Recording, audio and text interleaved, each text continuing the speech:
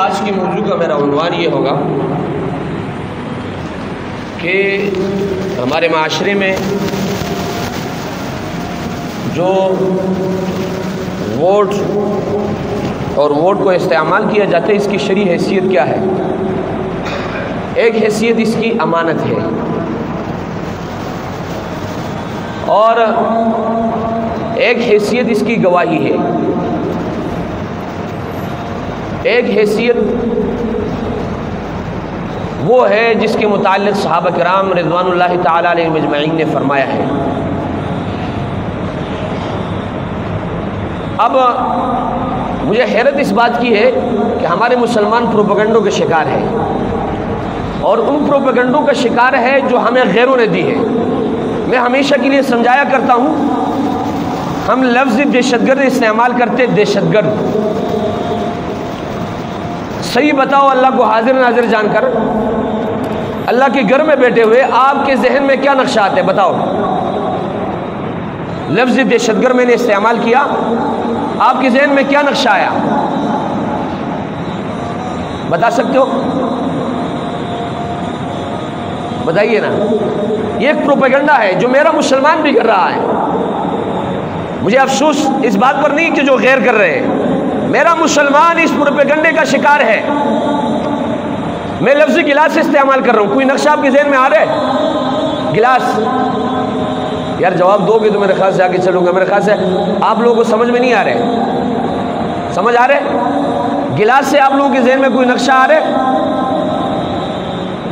Cup, پیالہ، ہاں نہیں آ رہے؟ آپ لوگ سمجھ رہے ہو جو میں بات کر رہا ہوں، یا ای کو زیادہ ہے اس کا؟ آ رہے؟ جس طرح میں نے کپ استعمال کیا، گلاس استعمال کیا، لفظ دہشت گرد استعمال کیا، اس سے آپ کے ذہن میں کچھ آیا؟ آیا؟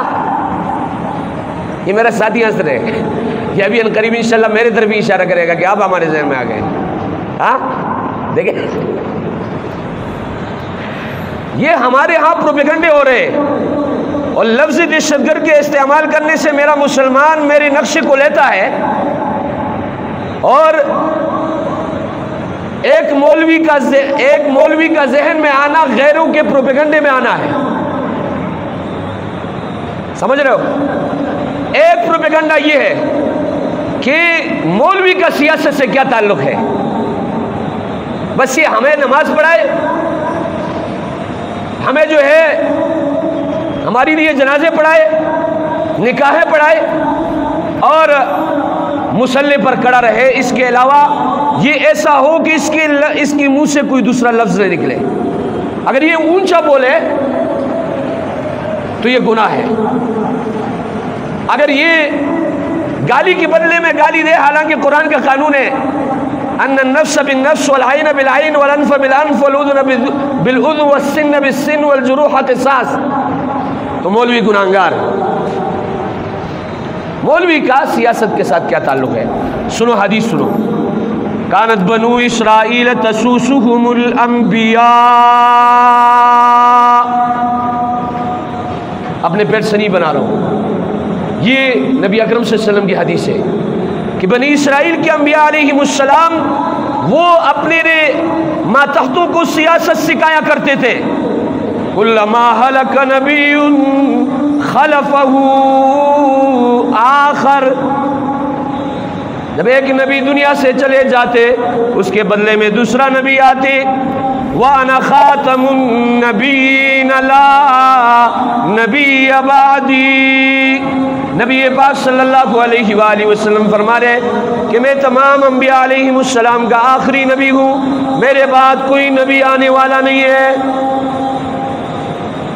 اور دوسری حدیث نبی پاک صلی اللہ علیہ وآلہ وسلم نے فرمائی العلماء ورثۃ الانبیاء، علماء انبیاء علیہ السلام کے وارث ہے۔ وَإِنَّ الْأَنْبِيَاءَ لَمْ يُوَرِّثُوا دِينَارًا وَلَا دِرْهَمًا، انبیاء علیہ السلام اپنی میراث میں درہم دنانیر نہیں چھوڑا کرتے۔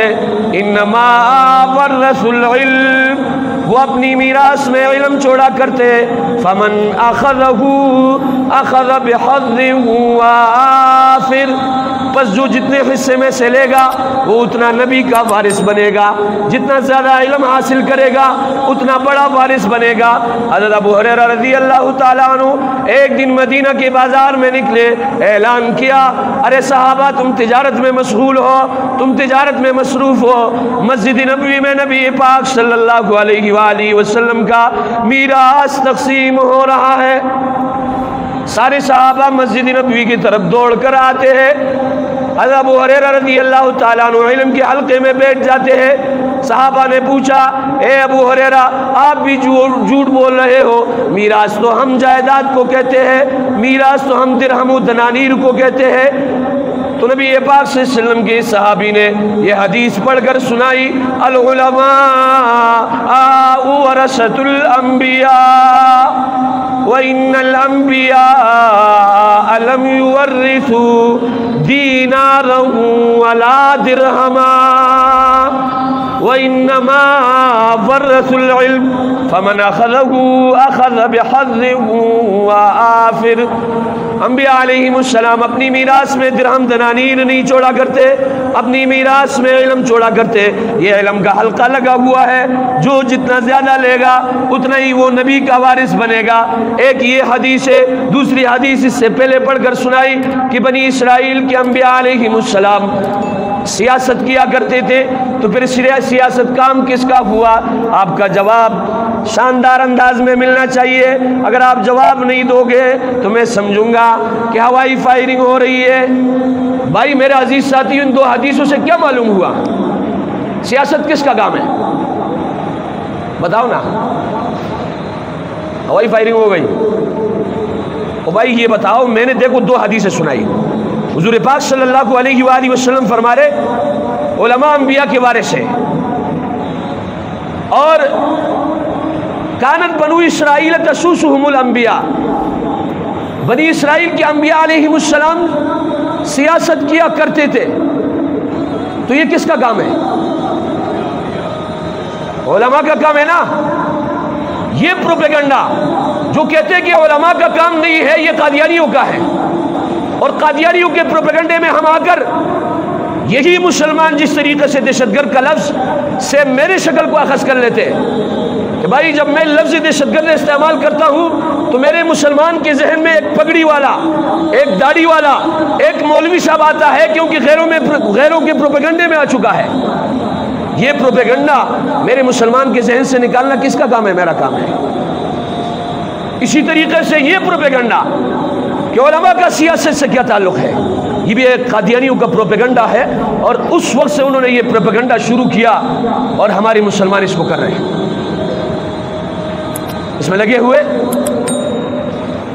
تو میرے عزیز ساتھیوں، آپ کو دلائل کے طور پر بتاؤ، میرا نبی مسجد نبوی کے مصلی پر کھڑا ہے، لیکن ساتھ میں کیا ہے؟ مسجد نبوی کا بادشاہ ہے کہ نہیں ہے؟ ہے کہ نہیں ہے؟ ابو بکر صدیق رضی اللہ تعالیٰ عنہ اس مصلی پر امامت کر رہے ہیں، اور ساتھ میں مدینے کا بادشاہ ہے۔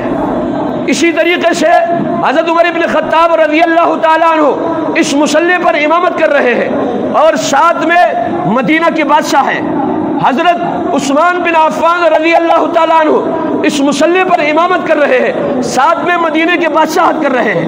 حضرت علی کرم اللہ وجہہ اس مصلی پر امامت کر رہے ہیں، اور ساتھ میں مدینے کے بادشاہت کر رہے ہیں۔ اسی طریقے سے خلفائے راشدین حضرت امیر معاویہ رضی اللہ تعالیٰ عنہ، حضرت حسن حسین رضی اللہ تعالیٰ عنہما اس مصلی پر امام ہے اور ساتھ میں مدینے کے بادشاہت کر رہے ہیں۔ کون اس کے زیادہ حقدار ہے بتاؤ؟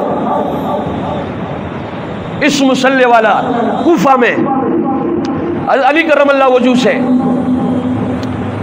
کسی نے پوچھا ایک عام آدمی نے کہ آپ نے ابو بکر صدیق رضی اللہ تعالیٰ عنہ کو کیوں خلیفہ مقرر کیا؟ فرمانے لگے اس لیے مقرر کیا کہ نبی پاک صلی اللہ علیہ وآلہ وسلم نے اپنے مرض وفات میں ہمیں یہ حکم اور آرڈر جاری کیا، مروا ابا بکر فلیصلی بالناس، ابو بکر صدیق رضی اللہ تعالیٰ عنہ سے کہہ دیجئے کہ وہ لوگوں کو نماز پڑھائے۔ جب نبی پاک صلی اللہ علیہ وآلہ وسلم نے امامت صغریٰ کے لیے اس کو چن لیا، اس کو منتخب کر لیا، اس کو اس مصلی کے لیے منتخب کیا، تو ہم نے اس کو امامت کبریٰ دنیاوی امور کے لیے منتخب کر لیا۔ اس لیے ہمیں آرڈر ہے، اگر آپ نے ایمان لانا ہے تو صحابہ جیسے ایمان لاؤ، ہدایت یافتہ ہو جاؤ گے۔ تو صحابہ کیا فرما رہے کہ جس شخص کو نبی پاک صلی اللہ علیہ وآلہ وسلم نے امامت صغریٰ اس مصلی کے لیے چنا ہے، ہم نے خلافت ان کے حوالے کر دی، ابو بکر صدیق رضی اللہ تعالیٰ عنہ، اس لیے ہم نے ان کو خلیفہ مقرر کیا۔ لہذا صحابہ کے اس عمل کا اتباع کرنا میرے ہر مسلمان کے لیے اس آیات کے حکم سے لازمی، ضروری اور لابودی ہے۔